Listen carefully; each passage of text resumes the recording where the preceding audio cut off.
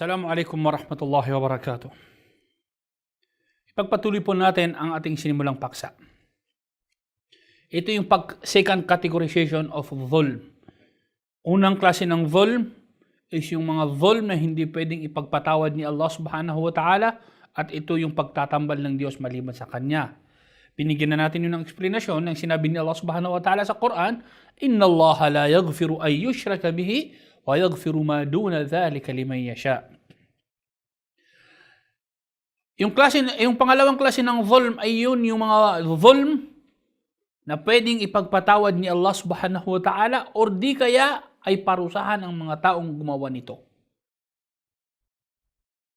Ito yung mga dhulm na pwedeng ipagpatawad ni Allah subhanahu wa ta'ala, at ito yung mga kasalanan natin sa Kanya maliban doon sa pagtatambal ng Diyos sa Kanya.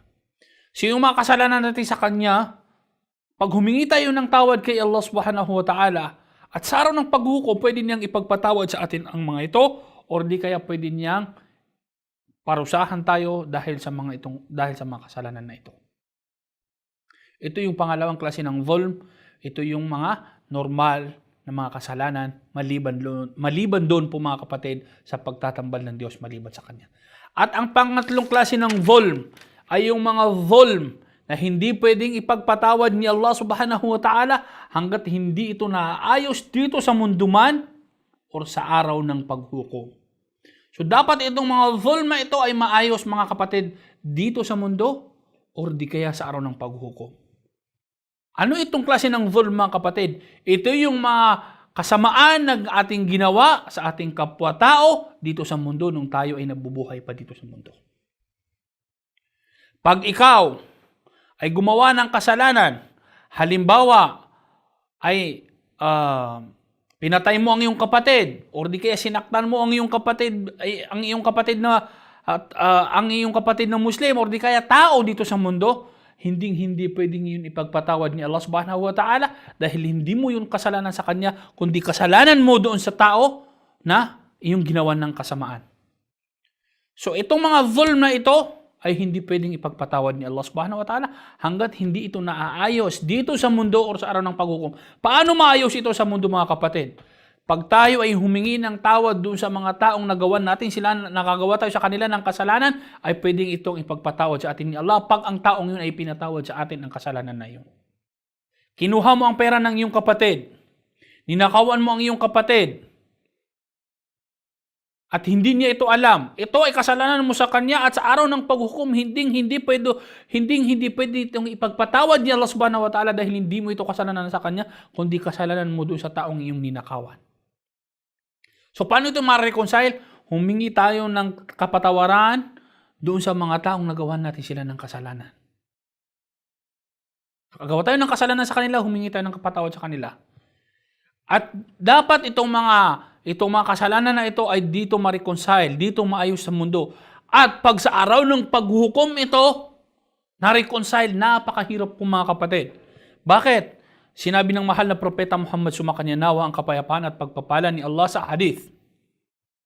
Nang kanyang tinanong ang mga sahaba, sabi niya, Manil muflis? Ata'rifuna manil muflis? Sinabi ng mahal na propeta, kilala niyo ba ang muflis, ang isang bankrupt? Sinabi ng mga sahaba ng propeta Muhammad sallallahu alaihi wasallam, Al-muflisu minna man la dirham lahu wala dinar. O mahal na propeta, ang muflis sa amin, ang bankrupt sa amin ay yung taong wala siyang dirham at wala siyang dinar. At sinabi ng mahal na propeta Muhammad sallallahu alaihi wasallam na hindi yun ang muflis. Ang muflis ay ang taong darating sa araw ng paghukom na may marami siyang ginawang kabutihan. Darating siya sa araw ng paghukom na may mga prayer. Darating siya sa araw ng paghukom na may mga sunna na ginawa. Darating siya sa araw ng paghukom na nagbigay ng zakah. Darating siya sa araw ng paghukom na gumawa ng maraming hajj. Waqad shatama hadha wa daraba hadha. At itong taong to dumating sa araw ng paghukom at may sinaktan, may pinagsabihan ng masama, at ang mga taong to darating sa araw ng paghukom at kukunin nila ang dhulm na iyong ginawa sa kanila. Sinampal mo ang isang tao at hindi nga humingi ng kapatawaran sa kanya, darating yan sa araw ng paghukom, kapatid. At pagdating sa araw ng paghukom, hisingilin kanya, ako ay iyong sinampal.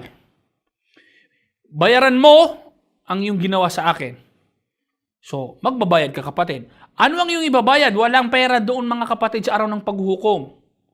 So, ang iyong ibabayad ay yung mga mabubuting gawain. May prayer kang sunnah, ibigay mo doon sa taong iyong sinampal. Dumating ang isa, pinagsabihan mo ng masama, yung fasting mo, yung pag-aayuno mo, ibigay mo sa kanya. Dumating ang isa, ninakawan mo, yung prayer mo na isa naman, ibigay mo sa kanya. Sinabi ng mahal na propeta Muhammad sallallahu alaihi wasallam, hanggang sa maubos ang kanyang mga kabutihan, wala na siyang maibigay na kabutihan, pero ang Allah ay makatarungan. May darating pang mga tao at humihingi sila ng kabayaran sa kanilang sa iyong ginawa sa kanila. So pag wala ka nang maibayad, kapatid, sinabi ng mahal na propeta Muhammad sallallahu alaihi wasallam, ang taong to, pag wala na siyang maibayad, wala nang mabuti siya. Lahat ng kanyang mabubuting gawain, ang kanyang prayer, ang kanyang sadaka, ang kanyang sala, ang kanyang pag-aayuno, ang kanyang pag-hajj, lahat ng kanyang mabubuting gawain ay pamigay niya at may dumating pang naniningil naniningil sa kanya. Sinabi ng mahal na propeta Muhammad sallallahu alaihi wasallam, na pag wala na siyang maibayad, yung mga masasamang gawain na dala ng taong naniningil, kukunin doon sa taong naniningil at ibibigay doon sa taong sinisingil. Hanggang sa ang taong to ay mapuno siya ng kasamaan. So, darating siya sa araw ng paghukom na napakarami niyang mga dalang mga mabubuting gawain. Naibigay niya ito, binayaran niya ng mabuting gawain. At pag naubos na at wala, may mga utang pa siya, yung nautangan niya ng masama ay kukunin mo ang kanilang mga kasamaan. At pag nakuha mo ang lahat ng kanilang kasamaan, sinabi ng mahal na propeta Muhammad sallallahu alaihi wasallam, na kukunin ang lalaking ito at itatap mo sa impyerno. Yun yung sinabi ng mahal na propeta Muhammad sallallahu alaihi wasallam na muflis. Kaya nga sinabi ng mahal na propeta Muhammad sallallahu alaihi wasallam, man kana lahu madlamatun li akhihi min ardihi aw shay'un فليتحلله منه اليوم قبل أن لا يكون دينار ولا درهم إن كان له عمل صالح أخذ منه بقدر مظلمته وإن لم تكن له حسنات أخذ من سيئات صاحبه فهمل عليه أو كما قال عليه الصلاة والسلام. Sinabi ng propeta Muhammad sallallahu alaihi wasallam na pag ikaw ay nakagawa ng zulm sa iyong kapatid, habang andito ka pa sa mundo ay reconcile mo itong zulm na iyong ginawa sa iyong kapatid. Ito man ay pagsasabi ng masama, pinagsabihan mo ng masama yung kapatid patungkol sa kanyang katauhan, patungkol sa kanyang pamilya, o di kaya kahit na anong bagay. Bago dumating ang araw ng paghukom, sinabi ng mahal na propeta Muhammad sallallahu alaihi wasallam na walang dirham at walang dinar. At pag andoon na yung hadith na ikininto ko sa inyo, ay yun ang sinabi ng mahal na propeta Muhammad sallallahu alaihi wasallam. So tatlong klase ng zulm, mga kapatid, ang binanggit dito sa second categories ng zulm. Zulm na hindi pwedeng ipagpatawad ni Allah subhanahu wa ta'ala. Hindi pwedeng ipagpatawad ni Allah. Iyon ang shirk. Zulm na pwedeng ipatawad ni Allah subhanahu wa ta'ala, or di kaya ay parusahan ni Allah subhanahu wa ta'ala ang gumawa nito. Ito yung mga kasalanan na maliban doon sa shirk. At ang pangatlo, mga kapatid, ay ang zulm na dapat maayos dito sa mundo or di kaya sa araw ng paghukom. Ito yung zulm, ito yung ating paggawa ng mga kasamaan sa mga tao dito sa mundo, mga kapatid. Ito ang sinasabi ng mahal na propeta Muhammad sallallahu alaihi wasallam. Bakit kailangan natin ngayon iwasan ang zulm? Bakit kailangan natin iwasan ang zulm, mga kapatid? Tanong po ito na dapat natin sambahin, dapat nating sagutin. Una, sinabi ni Allah subhanahu wa ta'ala sa Quran, innahu la yuflihul zalimun. Ang mga oppressor ay hindi magtatagumpay dito sa mundo. Ang mga taong mga oppressor, mga zalimin, ay hindi magtatagumpay dito sa mundo, mga kapatid. At pag hindi nagtagumpay dito sa mundo, hindi magtatagumpay sa araw ng paghukom. Pangalawa, wallahu la yuhibbul zalimin. Ang mga tao na mga zalimin, mga oppressor, ay mga taong hindi gusto ni Allah subhanahu wa ta'ala. Hindi nalulugod si Allah subhanahu wa ta'ala sa mga tao na mga oppressor, mga kapatid. Pangatlo, وَتِلْكَ الْقُرَىٰ أَهْلَكْنَاهُمْ لَمَّا ظَلَمُوا. Ito ang dapat natin tandaan. Ang tafsir ng aya na ito, mga kapatid. وَتِلْكَ الْقُرَىٰ, those are the towns that we destroyed. Yun yung mga lugar na aming winasak, lamma zalamu, nang sila ay mag-commit ng dhulm, mga kapatid. So tandaan natin, na pag may nangyayaring karahasan dito sa mundo, pag may dumating na lindol o di kaya may dumating na sakuna dito sa mundo at nawasak ang isang lugar, isipin natin na ito ay nawasak dahil sa dhulm na kanilang ginawa dito sa mundo. Dhulm na ginawa nila sa kanilang sarili or ginawa nila sa kanilang kapatid or ginawa nila sa mga iba pang nilikha ni Allah subhanahu wa ta'ala. Or di kaya dhulm na sumamba sila ng mga ibang Diyos maliban kay Allah subhanahu wa ta'ala. وَتِلْكَ الْقُرَىٰ أَهْلَكْنَاهُمْ لَمَّا ظَلَمُوا. Those are the towns, yun yung mga lugar, sinabi ni Allah subhanahu wa ta'ala, أَهْلَكْنَاهُمْ, we destroyed, sinira namin sila, لَمَّا ظَلَمُوا, nang gumawa sila ng dhulm, mga kapatid. Tandaan natin na sinabi ni Allah subhanahu wa ta'ala sa Quran. ظَهَرَ الْفَسَادُ فِي الْبَرِّ وَالْبَحْرِ بما كسبت أيدي الناس ليذيقهم بعض الذي عملوا لعلهم يرجعون. Katotohanan na ang kasamaan ay lumaganap sa lupa at lumaganap sa karagatan dahil sa ginawa ng kamay ng mga tao. ليذيقهم بعض الذي عملوا, at matitikman nila ang ilan sa bunga ng kanilang mga ginawa, la'allahum yarji'un, para sila ay manumbalik kay Allah subhanahu wa ta'ala. Para sila ay manumbalik kay Allah subhanahu wa ta'ala. So, iyon po, mga kapatid, ang dahilan kung bakit dapat natin iwasan ang dhulm. Pag hindi natin iniwasan ang dhulm, pwedeng masira ang ating bansa, pwedeng masira ang ating lugar na ating tinitirhan, at inshallah, mga kapatid, ipagpapatuloy po natin ang pagbibigay natin ng eksplanasyon dito sa dhulm na ito na binanggit ng mahal na propeta sa kanyang hadith na ito. Subhanakallahumma wa bihamdik, asyhadu an la ilaha illa anta, astaghfiruka wa atubu ilaik. Assalamualaikum warahmatullahi wabarakatuh.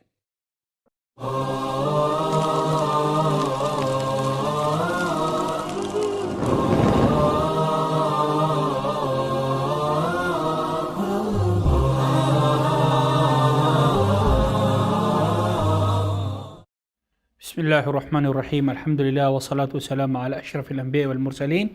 أما بعد, السلام عليكم ورحمة الله وبركاته. Sa ating pagpapatuloy, mga kapatid, sa ating pagbibigay ng eksplanasyon,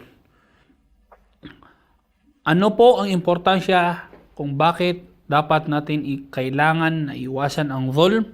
Una ay ang mga dhulm ay mga taong hindi magtatagumpay dito sa mundo at sa araw ng paghuhukom, at ang mga zalim, ang mga oppressor ay mga taong hindi sila kinalulugdan ni Allah subhanahu wa ta'ala.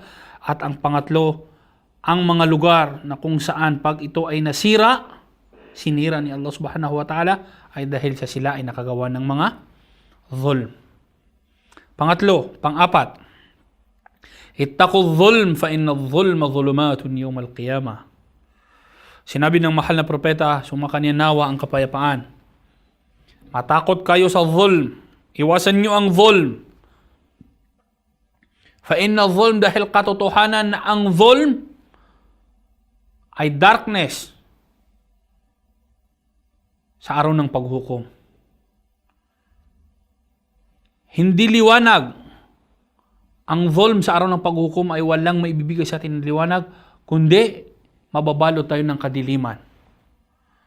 Ito ang sinabi ng mahal na propeta Muhammad, sumakanya nawa ang kapayapaan. Panglima, sinabi ng mahal na propeta Muhammad sallallahu alaihi wasallam, ittaqu da'watal mazlum. Matakot kayo sa dasal, panalangin ng mazlum, ng taong na-oppressed. Ang taong na-oppressed, ang taong ginawa nyo ng dhulm, matakot kayo sa kanyang panalangin. Wa in kana kafiran, kahit siya ay isang kafir, fa innahu laysa dunaha hijab, dahil ito ay walang pagitan mula sa kanya at kay Allah subhanahu wa ta'ala. Pag humingi ang mazlum, pag humingi ang taong na-oppressed kay Allah subhanahu wa ta'ala, ay pagbibigyan ni Allah subhanahu wa ta'ala ang kaniyang panalangin, mga kapatid. Kaya nga sinabi ni Allah doon sa pinakaunang klase kung bakit dapat natin maiwasan ang zulm. فَإِنَّهُ لَا يُفْلِحُ الظَّالِمُونَ, dahil ang mga taong zalim ay hindi sila magtatagumpay.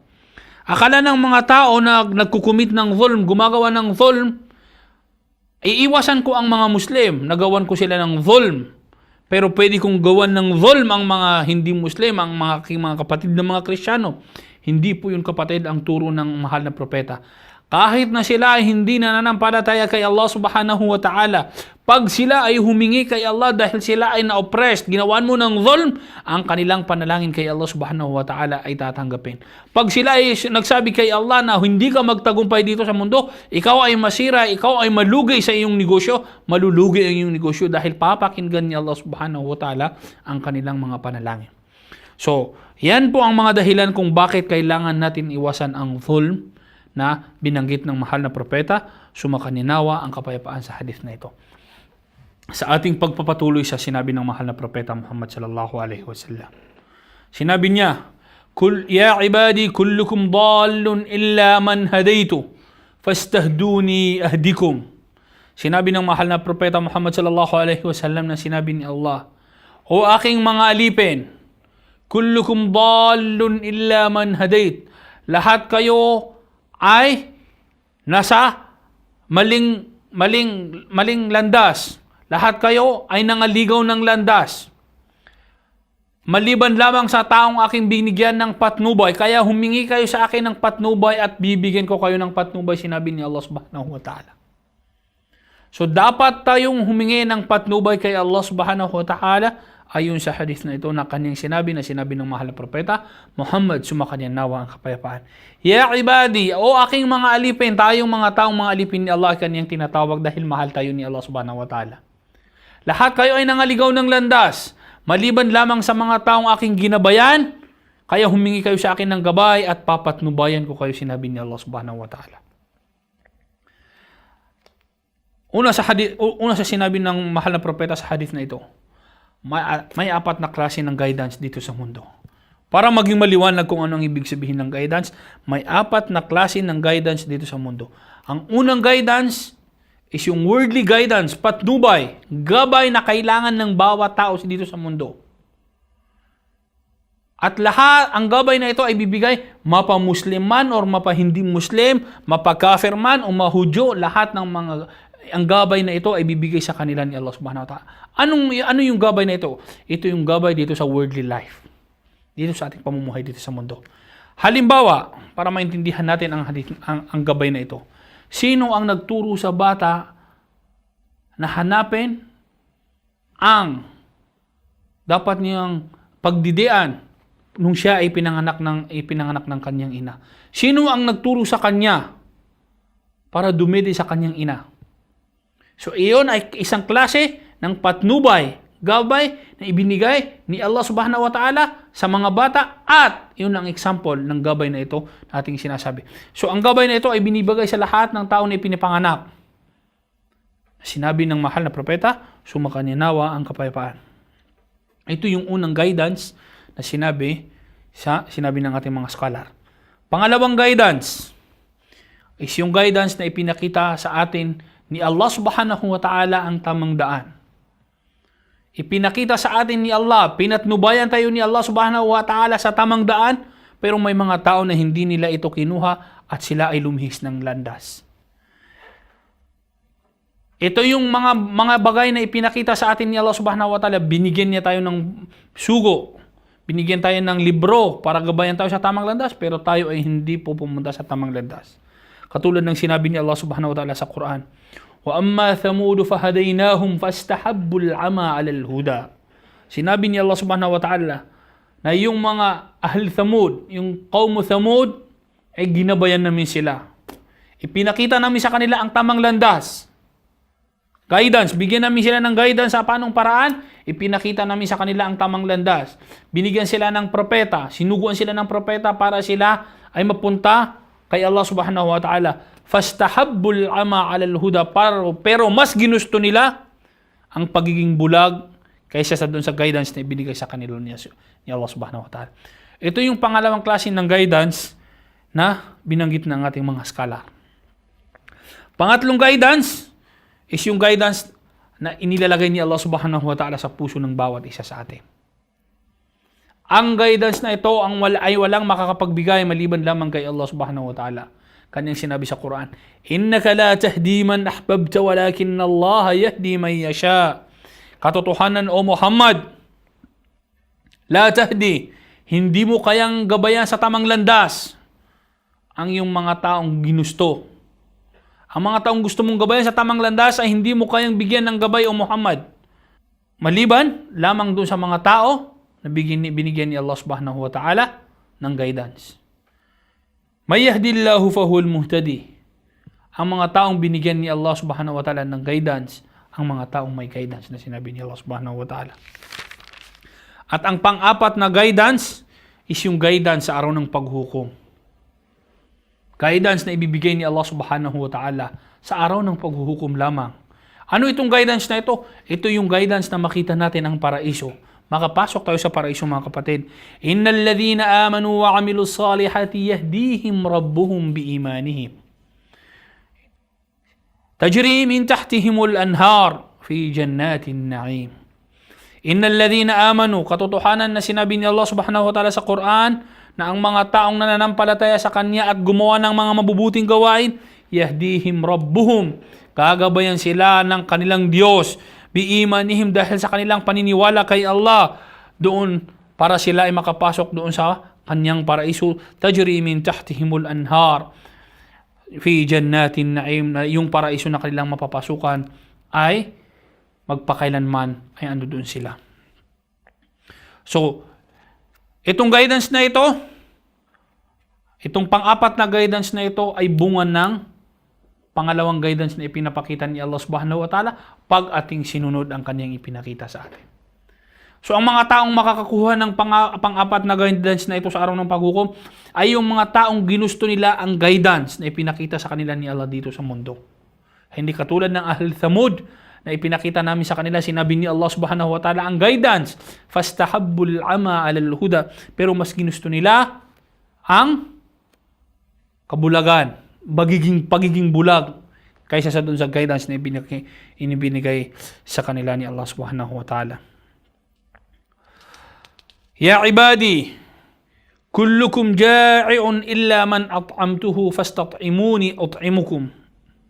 Sinabi ni Allah subhanahu wa ta'ala, o aking mga alipin, lahat kayo ay gutom. Maliban lamang doon sa mga taong aking pinakain, kaya humingi kayo sa akin ng pagkain at bibigyan ko kayo ng pagkain. Ito ay sinabi ni Allah subhanahu wa ta'ala sa Quran. Sinabi ng ating mahal na scholar na si Uthaymin sa kanyang libro, pagbibigyan niya ng eksplanasyon sa hadith na ito, na may dalawang paraan upang makamtan natin ang mga rizq ni Allah subhanahu wa ta'ala sa atin. Ang rizq na binibigay ni Allah subhanahu wa ta'ala sa atin ay may dalawang paraan para ito ay ating makamtan. Unang paraan ay sa pamamagitan ng dua. Humingi tayo kay Allah subhanahu wa ta'ala. Humingi tayo kay Allah subhanahu wa ta'ala na bigyan niya tayo ng pagkain. Pangalawa ay ang magtrabaho tayo dito sa mundo. Sa pagtatrabaho, mga kapatid, may dalawang klase ng trabaho. Una, sinabi ni Allah subhanahu wa ta'ala, man amila salihan min dhakarin aw untha wa huwa mu'min falanuhyiyannahu hayatan tayyiba wa lanajziyannahum ajrahum bi ahsani ma kanu ya'malun. Una ay ang trabaho. Magtrabaho tayo na gumawa tayo ng mga kabutihan. Dahil pag tayo ay gumawa ng mga kabutihan, darating yung pangalawa na darating yung sinabi ni Allah subhanahu wa ta'ala sa Quran, na sinabi niya, walau anna ahlal qura amanu wattaqaw lafatahna alaihim barakatin minas samai wal ard. Pag tayo ay naging sinamba natin si Allah subhanahu wa ta'ala, ay bubuksan sa atin ni Allah subhanahu wa ta'ala ang barakat, ang mga blessings na napapaloob dito sa lupa at napapaloob sa mga kalangitan. So ang pangalawa doon sa pagtatrabaho, mga kapatid, ay ang gumawa tayo ng mga asbab. Dapat tayong magtanim, dapat tayong mag-ani, at ito yung binanggit ni Imam Uthaymin, sa kanyang libro. So paano natin makukuha ang rizq ni Allah subhanahu wa ta'ala? Bibigyan natin to ng summary. Una, sa pamamagitan ng dua. Pangalawa, ay gawin natin, trabahuin natin. Paano natin tatrabahuin? Una, sambahin natin si Allah subhanahu wa ta'ala. Dahil pag sinamba natin si Allah subhanahu wa ta'ala, bubuksan niya sa atin ang kanyang mga blessing na napapaloob dito sa mga lupa at sa mga kalangitan. At pagkatapos nun ay gumawa tayo ng mga asbab. Gumawa tayo ng mga reason para tayo ay makakuha ng pagkain. Ibig sabihin, dapat tayong magtanim, dapat tayong mag-ani, at yung ginagawa ng ating mga farmer. Inshallah mga kapatid, sa ating pagpapatuloy, bibigyan pa natin ng eksplanasyon ang hadith na ito dahil napakahaba ng eksplanasyon na ito sa ating darating pang mga episode. Subhanakallahumma wa bihamdik, asyhadu an la ilaha illa anta astaghfiruka wa atubu ilaik. Wassalamu alaikum warahmatullahi wabarakatuh.